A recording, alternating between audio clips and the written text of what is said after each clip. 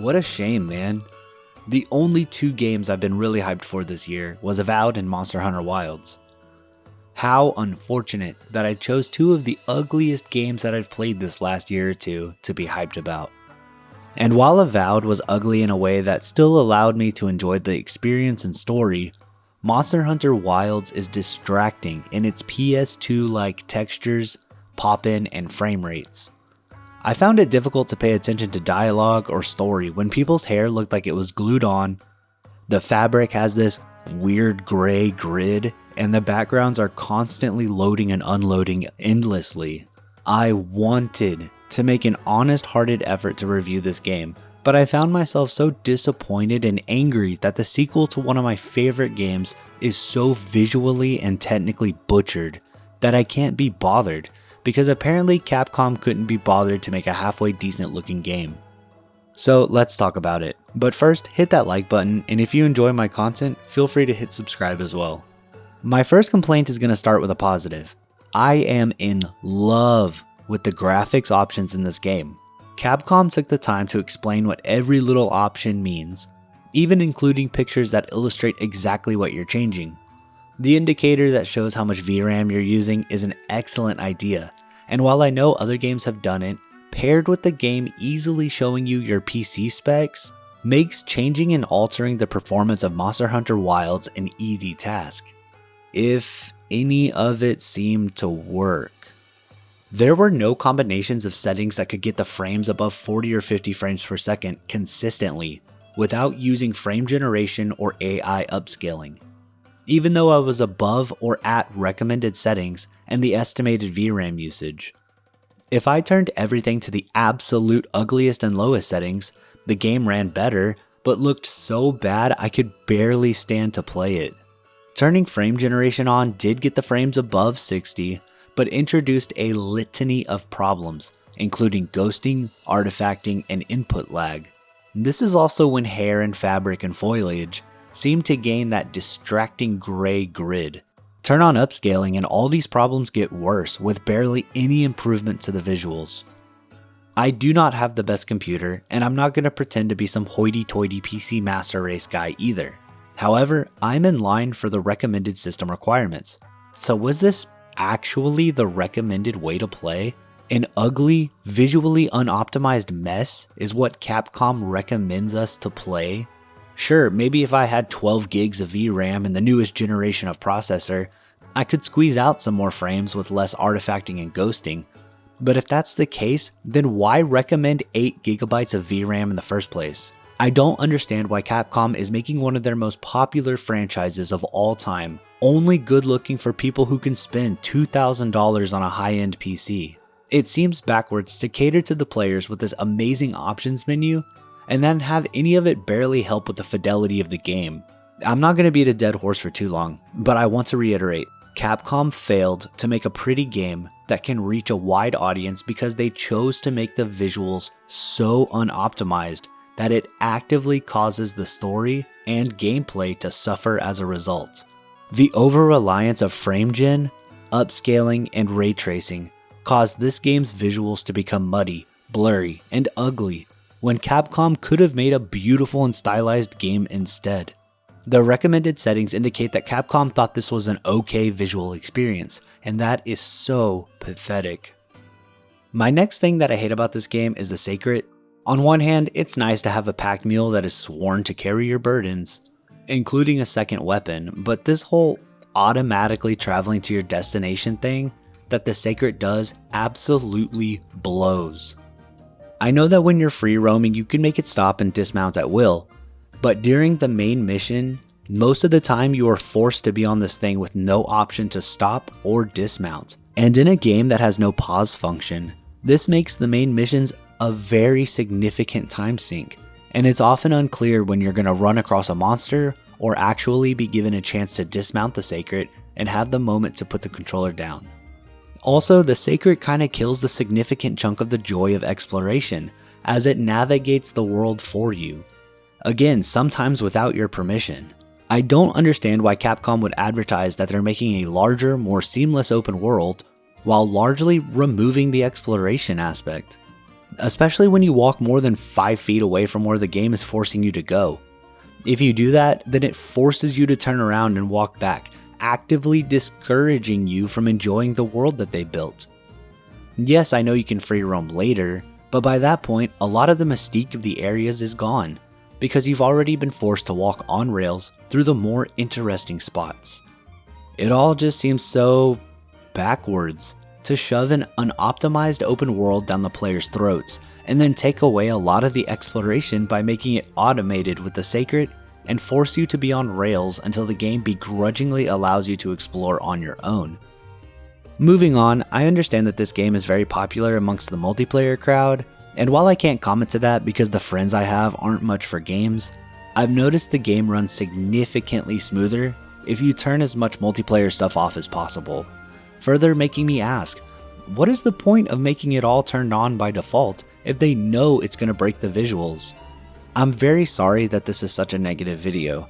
I would love to praise it, but there's too many problems to not address, especially if you're thinking about dropping a massive $70 on this game and you have a lower end computer. If you're rich and have a supercomputer, then this video isn't really for you. If you're a fan of Monster Hunter, then I feel like you might be disappointed as well. One thing I've noticed is that the early game monsters are super boring to look at and boring to fight. There's a couple exceptions, such as the Lala Barina and the Ray Dao, but the first third of the monsters are just like monkey, scaly monkey, lava monkey. Most of the enemies are cool at first, for sure, but after like the third time, I found myself bored, especially engaging in the actual fighting. I've pumped about 300 hours into Monster Hunter World, but I've never touched any of the others, so maybe this is common in the previous games, but the flow of combat is really predictable. The monster will engage in a few moments of attacking while you defend or evade. When an opportunity arises, you take a few swings until the monster begins its attack phase. In the meantime, there's a few environmental things you can do, like drop some rocks on their head, or have some vines trap them to give you some free attacking time. However, they seem a bit limited and easy to miss. I know that's a little bit like World, but it feels like combat in general was dumbed down in Wilds. There's really not a lot of on-the-fly decision-making type of gameplay, and the only thing that really is threatening is if the monster gets you stun-locked or out of stamina, which rarely happens, and usually the Palico will distract the monster long enough to recover stamina, fully heal, get rid of any debuffs, and sharpen your weapon before the monster turns its attention back to you. I'm sure Monster Hunter World had some enemies that were easy, but I remember even the early game monsters had some teeth to them. I can't tell you how many times my boy Anjanath carded me in that game, whereas the only enemy that has the honor of carding me in Wild so far is the Uth Duna, because my 2-year-old needed my attention, and since there's no pause function, I just let him send me back to camp. By the way, there's no reason you shouldn't be able to pause in this game when playing single player. I've hinted at it throughout the video, but the game is a large time sink that doesn't let you multitask if you're a parent or a busy person, or maybe just have only an hour to kill. The game literally forces you to continue through missions, even if it means taking control from you. And most missions are timed, so finding a quiet spot to park your character for 45 minutes while you take care of more important things isn't usually an option. Yes, I know that there's plenty of other games that don't have pause functions, like Dark Souls, but in those games bosses are like 15 minutes long, and there's plenty of places to stand and leave the game for hours at a time. Compare that with Monster Hunter that has time limits and long stretches that demand your attention. A pause function is stupid to not include. Multiplayer, I totally understand shouldn't have a pause function, but single player, really? Before we start wrapping this video up, what do you think of Monster Hunter Wilds? I've been blessed with a very vocal audience so far, and I want to hear your thoughts, likes, and dislikes of the game down below. Also, I want to tell y'all to hit those like and subscribe buttons. Every single one really means a lot and helps a small channel like mine. So, I've read and heard some people say that the story and dialogue are campy and that this is a bad thing. I'm gonna agree that the story and dialogue are campy, but that's not a bad thing at all. I mean, it's definitely a better story than that of World, and that game had its fair share of campy dialogue too. I think it adds to the charm and provides much needed personality to an otherwise average at best game. One thing with the story that I do think needs to be addressed is how we're supposed to be exploring an uncharted, hostile wilderness. So why does every NPC we meet speak the same language and welcomes us with open arms immediately? Why do we know what every monster is called already? Why do we need the guild's permission to hunt monsters that are literally attacking villages? Yes, this game recycles some previously seen monsters like my boy Rathalos, but for the new ones, we seem to already know their names even though this is the first time we're meeting them. Maybe we've seen some in the past games before World, but then why include them in your explore a new forbidden land type of story? Also, upon further reflection and playing some more while writing this, is oh my god, the dialogue and storytelling take up like 60% of the playtime. Like, please, let me go hunt your monsters. It's literally in the title of the game, just let me go do it. I also don't want to give off the impression that I am some elitist that can only play games at 4K 60 frames per second. That's not true. You can view my Okami, Psychopomp, Red Alert, or Dwarf Fortress reviews for proof of that. I highly encourage you to check out my Evil Within 2 video, probably my favorite video I've ever made, and a perfect example of what a sequel should be. Not this crappy half-baked Monster Hunter. I want to apologize. Typically my reviews are way more positive. I like to find the good aspects of any game I play, but this time, there's a lot of mining to get to the diamonds in the rough.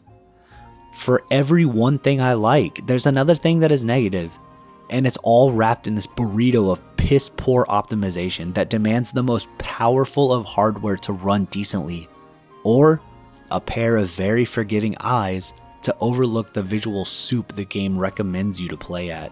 So even if you like the story and dialogue, you're gonna have your eyes assaulted with pop-in and texture failures around every corner.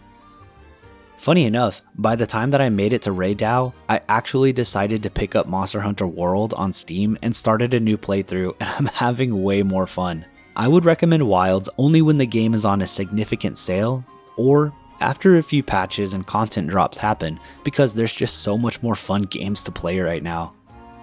So to fix this game, it's going to need a whole new fresh coat of paint in the visual department, and unfortunately it's probably too late for that.